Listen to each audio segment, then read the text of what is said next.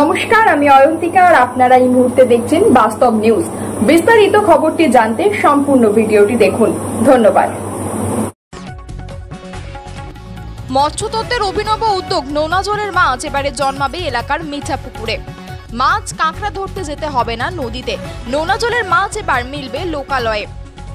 মাছ কাঁকড়া ধরতে আর যেতে হবে না নদীতে, এবার নোনা জলের মাছ চাষ হবে লোকালয়ে। এবার এই উদ্যোগ গ্রহণ করেছে মৎস্য দপ্তর। এ নিয়ে মৎস্য সম্প্রসারণ আধিকারিক সন্দীপ বড়ুই জানিয়েছেন, পশ্চিমবঙ্গের মেদিনীপুর, উত্তর 24 পরগনা ও দক্ষিণ 24 পরগনায় নোনা জলের মাছ চাষ হয়, সেজন্য এখানে এই মাছ সহজেই চাষ করা যাবে। এই দিকটি মাথায় রেখে দক্ষিণ 24 পরগনায় প্রত্যন্ত অঞ্চলগুলিতে এই নোনা জলের মাছ দেওয়া হচ্ছে। এই এলাকার অনেকেই মাছ ধরতে জঙ্গল লাগোয়া নদী ও খাড়িতে যান। সেখানে গিয়ে অনেক সময় তারা বাঘ বা কুমিরের আক্রমণের শিকার হন।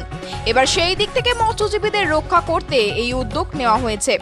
দেখা গিয়েছে, সুন্দরবনের লোকালয় সংলগ্ন এলাকাতে অনেক জায়গায় নোনা জলের পুকুর অথবা ভেরি রয়েছে, সেখানে এই মাছ সহজেই চাষ করা যাবে।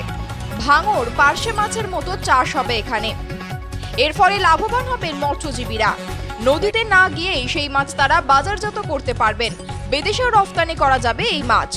এ নিয়ে দক্ষিণ 24 পরগনা জেলা পরিষদের সদস্য উদয় হালদার জানিয়েছেন, এই উদ্যোগ খুবই ভালো একটি উদ্যোগ। এর ফলে প্রান্তিক এলাকার মানুষজন উপকৃত হবেন। এক বছরে এই মাছ প্রায় 750 গ্রাম থেকে 1 কিলো পর্যন্ত ওজন হবে, ফলে ভালো দাম পাবে কৃষকরা। এখন দেখার এই মাছ চাষের প্রকল্প কতটা সফল হয়। আর আপনারা সেই ছবি সরাসরি দেখছেন শুধুমাত্র বাস্তব নিউজের পর্দায়। হ্যাঁ, কোথা থেকে আসছেন আপনারা? নৈহাটি থেকে আসছি। কি করছেন আপনারা এগুলো? এগুলো এই ভাঙন পাঁচ মাছ নিয়েছি, নোনা জলের মাছ। শরীরে ছাড়লে 1 কিলো, 1.5 কিলো, 2 কিলো করে হবে। আচ্ছা, তো এখানে দেওয়া হচ্ছে কেন? এখানে কি নোনা জলের জায়গা আছে? হ্যাঁ, নোনা জলের ঘেরি আছে, এখানে পুকুর আছে, সেই সমস্ত জায়গায় এগুলো দেওয়া হবে। তো কি মনে হচ্ছে এই মাছগুলো বড় হলে কত করে হবে? 2 kilo, 2.5 kilo, 3 kilo. 2 kilo, 2.5 kilo, 3 kilo. তো মানে এগুলো আপনার প্রথম এসেছেন এখানে না? না, এর আগে দিয়ে গেছি। হচ্ছে ভালো। হ্যাঁ, মূলত যে নোনা জলের মাছ বিতরণ একটা কর্মসূচি, কেন, ঠিক কি উদ্দেশ্য এটা?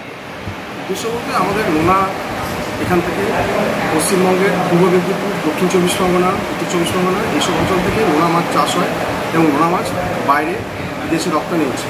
প্রচুর পরিমাণে কাঁকড়া আমরা এখানে চাষ করি। এটা রায়দিঘি অঞ্চল, এখানে মণি নদী বেষ্টিত এবং প্রচুর পরিমাণে এখানে ফিশারি রয়েছে, সেখানে আমরা কাঁকড়া চাষ করছি।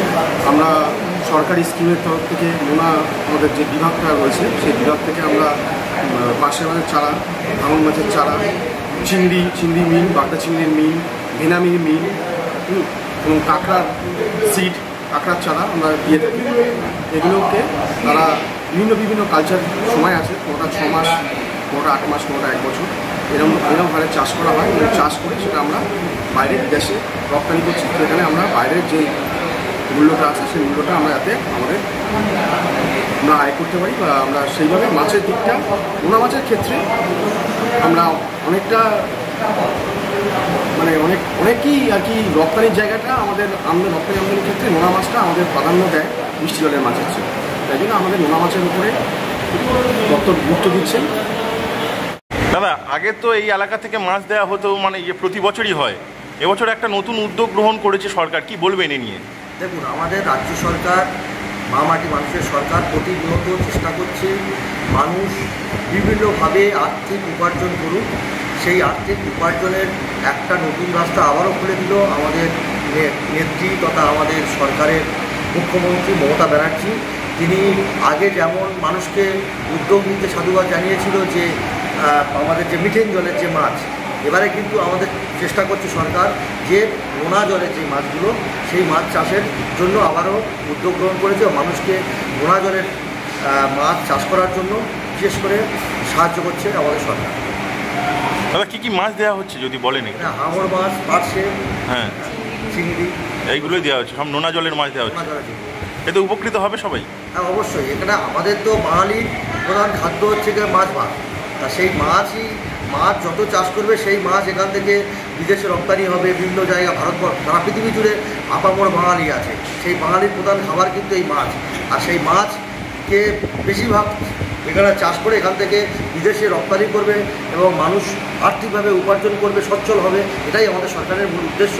তাই আমাদের কর্মাধ্যক্ষ সাহেব আছে এখানে, পারমিতা মজুমদার, হ্যাঁ, ওনার বিশেষ উদ্যোগে আমাদের পঞ্চায়েত সমিতির সভাপতি এবং সর্বোপরি আমাদের জেলা থেকে যারা আয়োজন করেছে এবং আমার এপিও সাহেব থেকে শুরু করে যারা আছে সবাই উদ্যোগ নিয়ে এখানে সাধারণ মানুষের মাছ তৈরি করা হচ্ছে। সমস্ত খবর সবার আগে জানতে অবশ্যই বাস্তব নিউজ চ্যানেলটি follow, like, share and comment করতে ভুলবেন না। ধন্যবাদ।